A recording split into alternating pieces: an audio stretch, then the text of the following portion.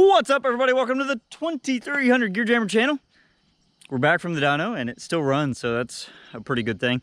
Put a plug wire on it. That's what happened at the dyno, and I'm going to do a separate video of why that's happening. I actually found something that I hadn't checked for before, so I learned something every day with this thing.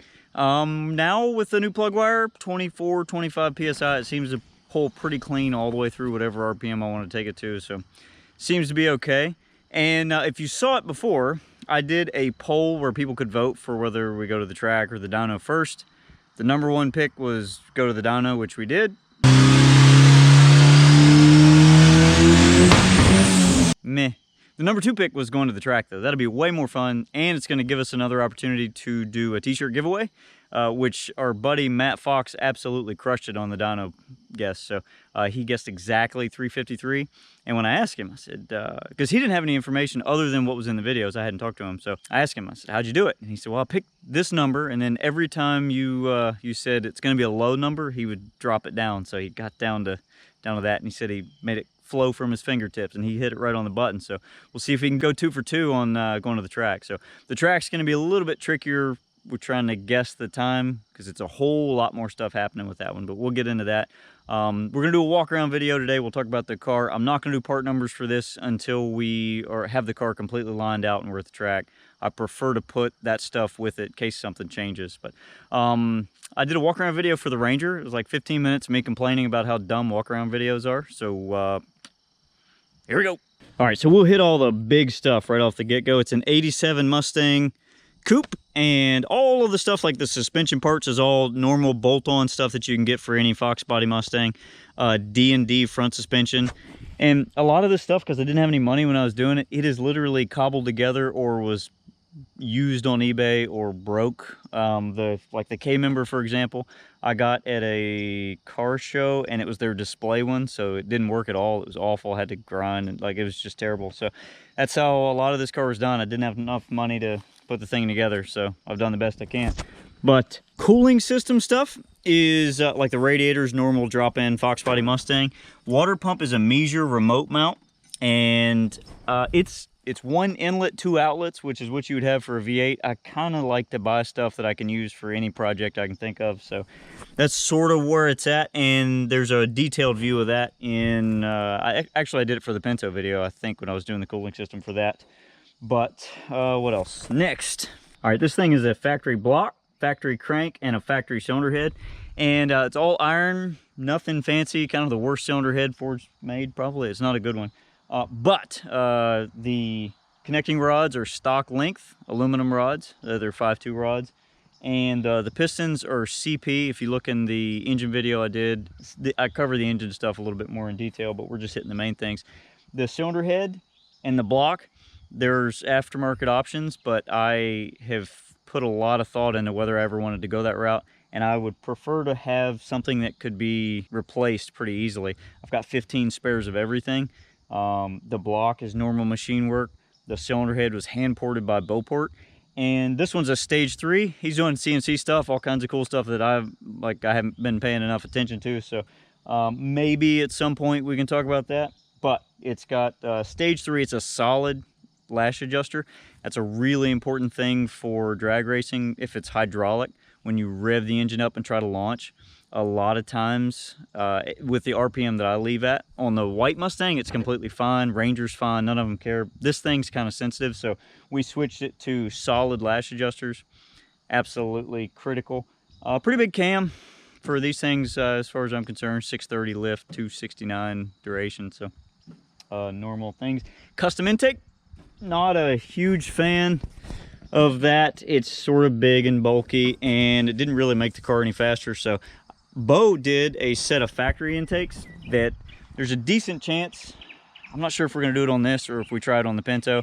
Whenever I've got something very, very consistent, we'll try that intake back to back with the one Bo did. My money's either the same or the factory intake's just as good. I went into the 9s with the factory intake. So turbo is a Borg Warner S366 and an equal length tube header that was made for it.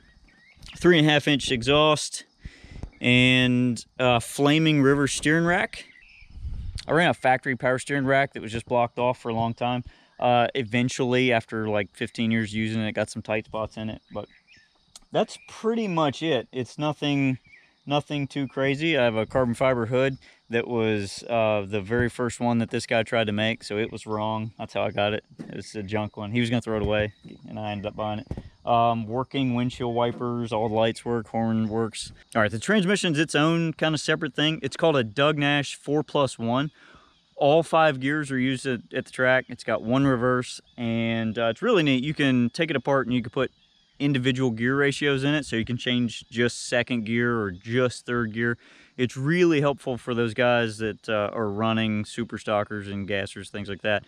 They can really get their stuff out in. For me, the ratios that sort of come in them pretty darn close. I've got 2 transmissions, both have really close to the same gears, and I actually run this car. I use all 4 gears to the 8th, and then I hit 5th right at the 8th.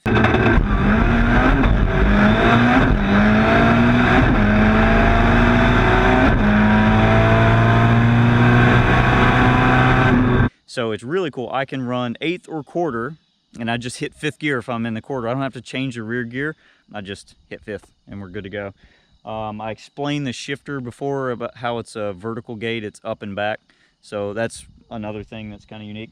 The clutch is a McLeod soft lock, and I'm going to do a separate video of setting that thing up. I've kind of picked at it in a couple of videos, but I will do probably a video when I get back from the track of the things I check. So we may talk about the clutch more than that, but people call it a slipper clutch.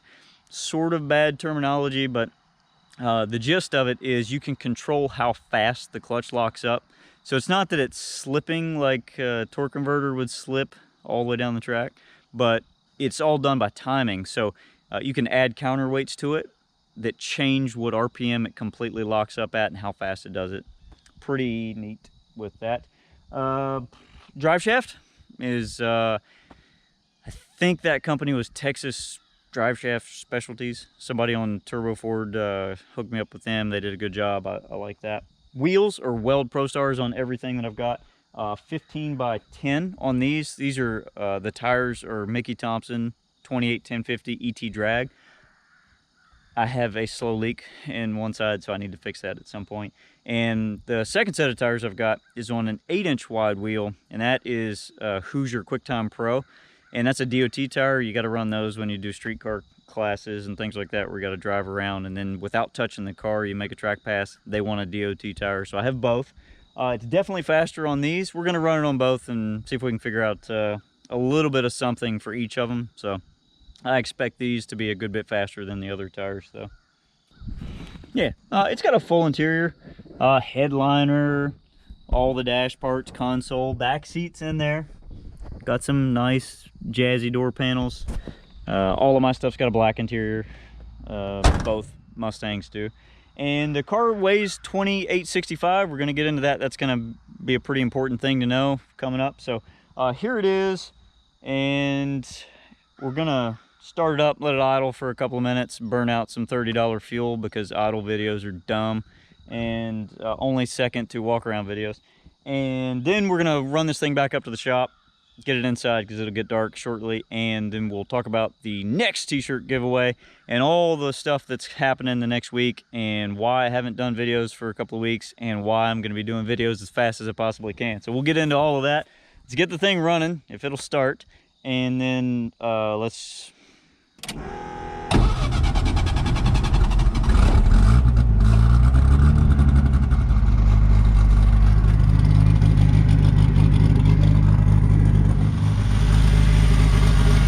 Jug!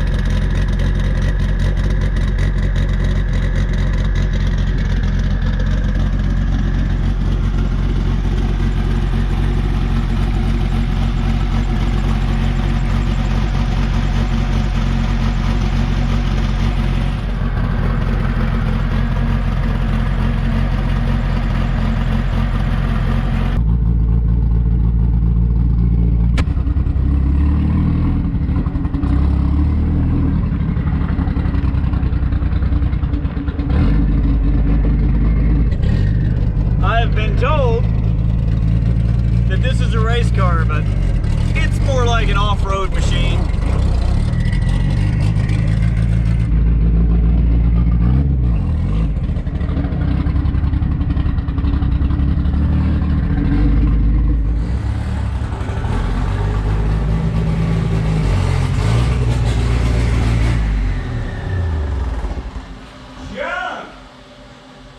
All right, we're back inside. It's gonna get dark before I get done running my yap, so we'll be in here for a little bit. While I was driving through the mud puddle, I was thinking about it. One of the, probably the most common question I get on this car ever is, why did I do blank? And almost always it is, why didn't I buy this, or this aluminum cylinder head, or, you know, this set of wheels, or this transmission, or why didn't I do this? And the answer for 90% of the questions I get is because this is all the money I had at the time. I did it as cheap as I could possibly do this thing, and it took a very, very long time to put this car together a piece at a time. So that's most of the questions. If you got additional questions, this one's tricky. So kind of like the other t-shirt video, I don't want a bunch of questions in this video because it'll get lost. So save them and put them in the next video. That's gonna work. Yeah, so if you got questions, put them in the next video, because this one, we're gonna do the t-shirt giveaway. So here's what we're doing for that. It's gonna be 8th mile passes, 8th mile drag strip passes. The car is 100% untested. You just saw it go to the dyno, it made 353, and the car weighs 2865. So you need to decide, exactly the way it came off of the dyno. I put a spark plug wire on it, and that's it. So 24, 25 PSI. You have to decide whether that 353 horse at 5,200 RPM is accurate, or if it's maybe just a touch too low. If you think the car is going to be a little faster than that, find a calculator. I'm not going to convert it. So if you put a 1/4 mile time in, I'm just going to consider it an 8th mile time, and you're going to, well, you still might be right. That would be pretty wild. But if you put in the comments that it broke, name the part, maybe that's good enough to win. We'll play it that way too. If the hood falls off and you said no pass, hood falls off, that's a t-shirt. So if there's a tie, I'm gonna just make it to the first person that got the answer in first. So 8th mile, convert it yourself, figure out your own guesses. The current best for this car right now in the 8th is a 598. It is not going to be anywhere close to that, so I'll save you all of that. It is turned down, so it's going to be slower than that. Pretty regularly it's running the 6s and sometimes in the 7s if things go bad, but a million things can go wrong. So figure out your guess. I'm not going to say high, low, because I have no idea. It's a first pass.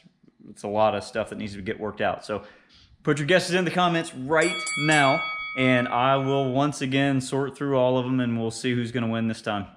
So if Matt Fox wins again, it's going to be suspicious. But good luck on that one. And what else? We got to talk about stuff that's coming next week. All right, so my schedule's getting jammed up. I've been working on the shop and a lot of other stuff and things outside the farm here. But here's what my thought process is going to be. The next video that I'm going to record for this car is going to be going to the track. I'm going to wait just a little bit to post it, so that you stragglers that are seeing this a little bit late, you can still get your guesses in. Make sure you get it locked in.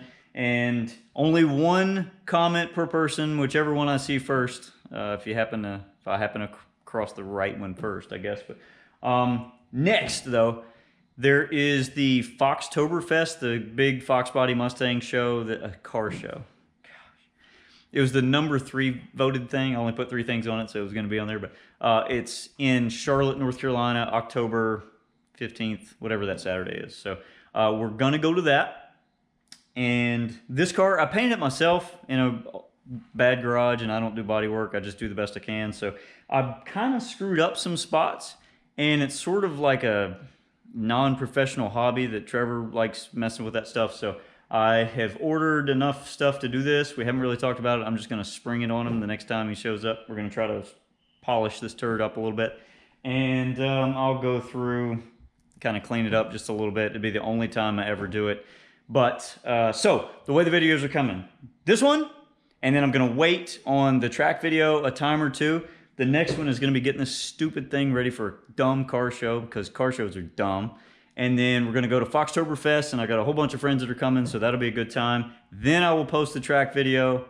Probably by then I'll be antsy, and I will have already gone to the track a second time, so if it's not broke. And I think that's pretty much it. It's a little bit of a gap from the last couple of weeks, and then it'll be a bunch of videos in a row. And that's it. Guess is in right now. Thanks for watching. We'll catch you on the next one. Bye.